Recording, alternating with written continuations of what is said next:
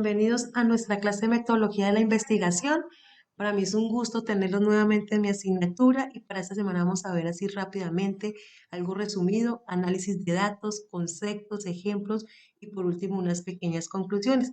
Dentro de ese análisis de datos vamos a poder hablar, la semana pasada hablábamos de lo que era la población, la muestra, la antepasada hablábamos de lo que era el método de recolección de información, lo que tenía que ver con la encuesta, el grupo focal, la entrevista y esta semana hablaremos lo que es el análisis de toda esa información que recolectamos.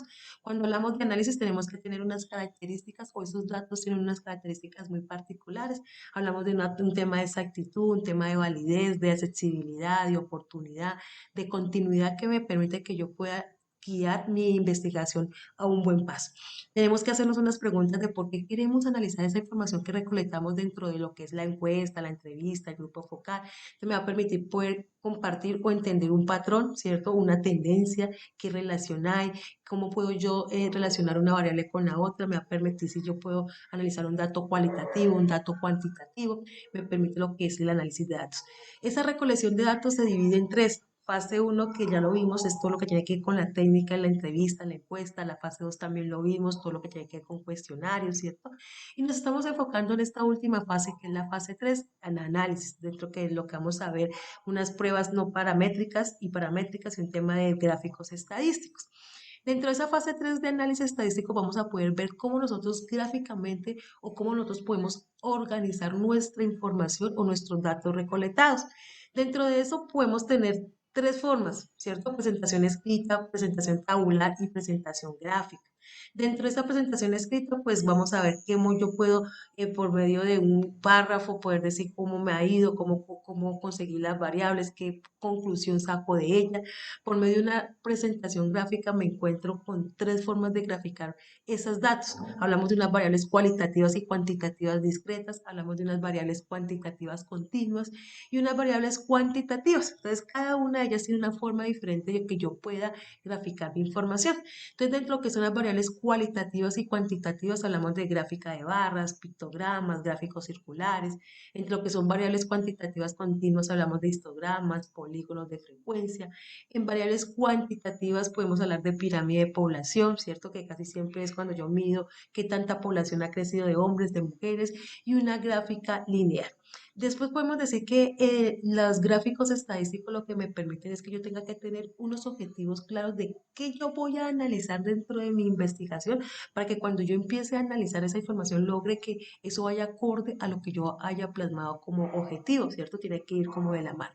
¿Cómo hacer un análisis de datos de una investigación? Pues lo primero que tengo que haber hecho es lo que ya hemos aprendido, un tema de entrevistas, en grupos focales, poder tener una información ya centrada desde una población, de esa población haber sacado una muestra y haber empezado el análisis. Primero hablamos de una fase de validación de datos, ¿cierto? Ahí tengo que tener en cuenta los aspectos que es el fraude, la proyección, procedimiento, la exhaustividad que yo haga en esa recolección de datos. En esa fase 2 hablamos de la edición de datos, tenemos una fase 3 que es codificar esos datos y por último elaboramos un cuadro estadístico donde yo pueda analizar un propósito, una estructura, un diseño y generalmente hacer un título.